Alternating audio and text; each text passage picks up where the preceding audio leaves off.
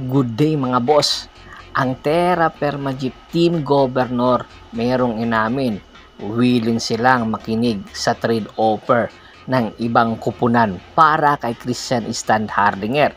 Matatandaan si Christian Standhardinger ay hindi na nga naglaro pa sa Commissioner's Cup ng Terra Perma. Ayon nga mismo sa kanilang team governor na si Bobby Rosales ay nagretiro na ito. Pero pag-amin mismo ni Rosales na kung meron man mga takers na nakikipag-usap ngayon kay Christian Standhardinger at merong offer, ay willing silang pakinggan ang offer na iyon. At mas kung maganda daw, kung maganda rin ang i-offer ng nasabing kupunan sa kanila kapalit ni Christian Standhardinger, ay bakit hindi? Si Christian Standhardinger kasi isa sa mga legitimate big man ngayon ng PBA. Bigla na lang itong nawala pagkatapos nga ng isang konferensyang paglalaro nito sa Terra Perma Jeep. Pagkatapos nga rin niyang makawalan or pakawalan siya ng Barangay Ginebra San Miguel, ay bigla na lang nawala, parang bula ang kakayahan na meron itong si Christian Standhardinger. Kaya naman ang isa sa mga kupunan na nagkaka-interest kay Christian Standhardinger ay walang duda kundi ang Tropang Giga, na kung saan sila nga ang kampyonato o nag-champion sa nakaraan Governor's Cup. Gusto ng Tropang Giga na makakuha ng Grand Slam. Si Coach Chat Reyes ay hindi pa nakakakuha ng Grand Slam, kaya hangad ng Tropang Giga na bago pa man makakuha sila ng Grand Slam, kinakailangan nila palalimin ang kanilang lineup, especially yung big man rotation nila.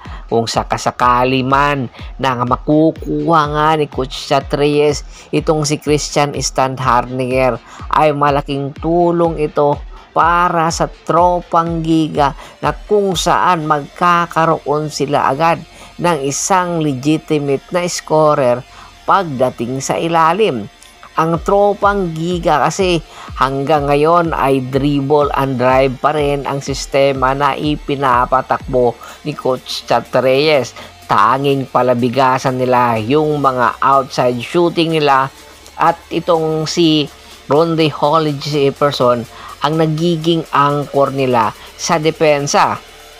Kung sakali man makuha nga ng Tropang Giga itong si Christian Standhardinger, magkakaroon ng katulong itong si Ronde Hollis Jefferson sa ilalim sa tulong ni Christian Standhardinger. At ayon nga sa mga ulat, itong si Poy Eram daw ang malaking posibilidad na pakakawalan ng Tropang Giga para maging kapalit itong si Christian Standhardinger. Nang magsimula nga ang Commissioner's Cup, agad-agad ay nagkaroon na agad ng suspension itong si Poy Eram matapos nga ang isang aksidente na nangyari. Kaya naman inaasahan dahil sa nasabing aksidenteng nangyari na tanging si Poy Eram ang may kasalanan, ay nagdadalawang isip na ngayon ang management ng Tropang Giga na papirmahin pa ito ng extension contract, at sa halip ay maghanap na ng panibagong big man na makakatulong sa kanila. At ito nga si Poy Eram ang ipapadala ng Tropang Giga papunta sa Terra Perma Jeep kung sakaling pumayag itong si Bobby Rosales sa magiging offer ng Tropang Giga. Magkakaroon daw ito ng puwang si Poy Eram sa Terra Perma Jeep.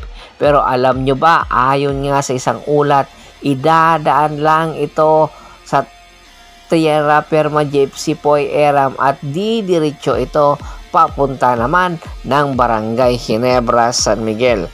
Kung sakali ba matuloy ito at mag-thumbs up itong si Bobby Rosales, Patas ba ang nasabing trade negotiation na nagaganap? Komento na sa baba ng video at pag-usapan natin yan.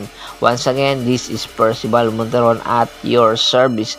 Don't forget to subscribe my sports channel at don't forget to click the notification bell button para maging updated palagi sa kwentuhan. At bago pa man natin tapusin ang ating kwentuhan, shout out muna tayo sa ating mga solid na followers na laging sumusuporta sa atin. Kay Kagawad Cats Aquino Dukusin ng Hagonoy, Bulacan, Anthony Lucky Alon, Ronald Bersobidad at sa Bersobidad family, Adrian Dulay at sa Dulay family, Malyari Mascareñas, Jan David Golapa at syempre si Mr. Ricky Lanza ng Ricky Rider TV ng Tansa Cavite. Pakibisita na rin po ng aking Facebook fanpage na Hapres PH, Pulgoso, Bostor at Boss Idol para sa mga karagdagang sports kwentuhan. Hanggang sa muling kwentuhan, maraming salamat po.